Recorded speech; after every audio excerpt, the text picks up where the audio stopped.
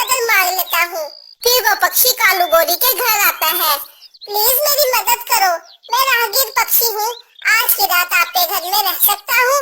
मैं तुम जैसों को जानती हूँ जो रात को पक्षियों के घर में रहकर सुबह तक सब कुछ लूट कर चले जाते हैं। ऐसा कहकर वो घर के अंदर चले जाते हैं। फिर पक्षी मानो चिड़िया के घर जाता है और वो उसे अपने घर में रहने देती है। सुबह सुबह जब वो पक्षी जानने लगता है तो चिड़िया को एक बीज देता है। चिड़िया, इस बीज को बो देना और फिर देखना। फिर चिड़िया वो बीज बो देती है और भोजन लेने चली जाती है।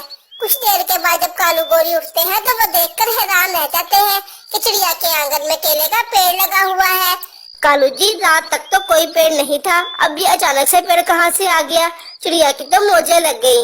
गोरी, ये पेड़ हमारा हो सकता है अगर हम इसे उतार कर अपने आंगन में लगा लें। हाँ कालू जी, ठीक है। फिर वो ऐसा ही करते हैं।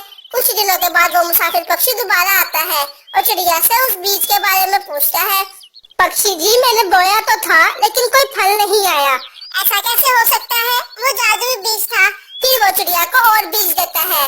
चिड़िया बीज बो देती है और कुछ देर के बाद सेब, माल्टे और आम के पेड़ आ जाते हैं और कालू गोरी देखते ही हैरान हो जाते हैं और वो चिड़िया को मारने का सोच लेते हैं। जैसे ही वो उसके घर को जलाने जाते हैं, हवा चलती है और आग उन्हीं को लग जाती है और वो मर जाते हैं।